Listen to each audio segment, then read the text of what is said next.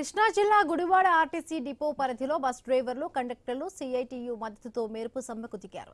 Bus ఆపలేదని నెపంతో ఓ యువకుడు కుటుంబ సభ్యులతో కలిసి మానికొండ వద్ద బస్సు డ్రైవర్ దుర్గారావుపై విచక్షణారహితంగా దాడి చేయడంతో నిరసనకు దిగారు. సమ్మె కారణంగా డిపోకు చెందిన 43 బస్సులు నిలిచిపోవడంతో విద్యార్థులు ప్రయాణికులు తీవ్ర ఇబ్బందులు పడ్డారు.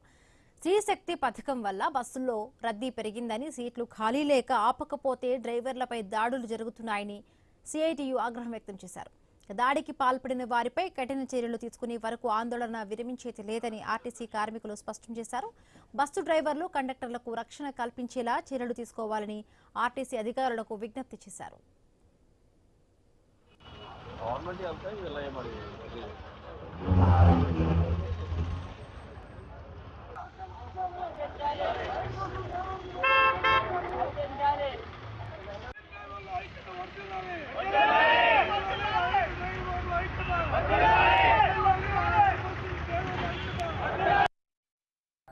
కానూరు సిద్ధార్థ కాలేజ్ దగ్గర బస్సు ఆపుగా ఒక కుర్రోడు అతను రోజు వచ్చే అతను అని చెప్పేసి నేను అతను చూసి నా బస్సులో అప్పటికే 114 మంది జనం ఉన్నారు, తెలిసిన అతనే కదా అని చెప్పి అట్లా కొట్ట ఎక్కుతాడని చెప్పి బస్సు స్లో చేసి ఎక్కించేలోపు అతను అసభ్య పదజాలంతో నన్ను దూషించాడు. నన్ను ఎందుకు తిట్టావని చెప్పేసి చేసుకున్నాను. నీకోసం బస్సు ఆపితే నువ్వు వచ్చి నన్ను తిడితే మానికొండ వచ్చినప్పుడు వాళ్ళ గ్రామంలో బస్సు ఆపేసి బస్సు కండక్టర్ని దూషించగా నన్ను దాడి చేయడం జరిగింది.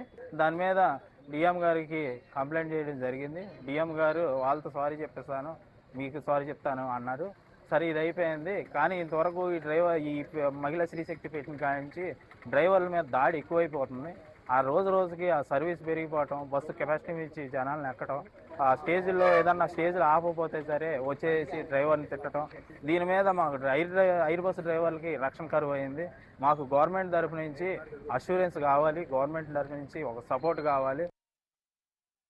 బస్సులేమో లేవు, ఉన్న బస్సుల్లోనేమో వీళ్ళు అక్కడికి లోడు 100 మంది 125 150 ఇట్లా ఎక్కించుకొచ్చినా ఇంకా ఎవరో ఒకరు కంప్లైంట్ చేయగానే డిఎంలో వీళ్ళు స్పందిస్తున్నారు. మేము అడిగేది ఏంటంటే ఈరోజు అతన్ని ఆర్టీసీ అక్కడ మానికొండ దగ్గర జరిగిన గౌరవం మళ్ళీ రాష్ట్రంలో ఇలాంటివి జరగకూడదు.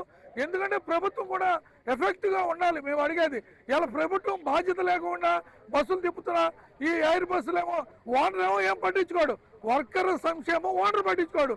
అట్లా అని ఆర్టీసీ పట్టించుకుంటుందంటే ఆర్టీసీ పట్టించుకుంటున్నా. దీని రీత్యా ఈరోజు వీళ్ళ మీద వేధింపులు ఎక్కువైపోతున్నాయి. డబుల్ డ్యూటీలు కానీ రకరకాల ఇబ్బందులు పడతా ఉన్నారు. కాబట్టి వీళ్ళకి రక్షణగా ఇలా ప్రభుత్వం వీళ్ళందరికీ ఏదైనా గొడవ జరిగితే వీళ్ళ తరపు నుండి వీళ్ళకి రక్షించే పద్ధతిలో ప్రభుత్వం ఆలోచన కూడా ఉండాలి. బస్సులేమో లేవు, ఉన్న బస్సుల్లోనేమో వీళ్ళు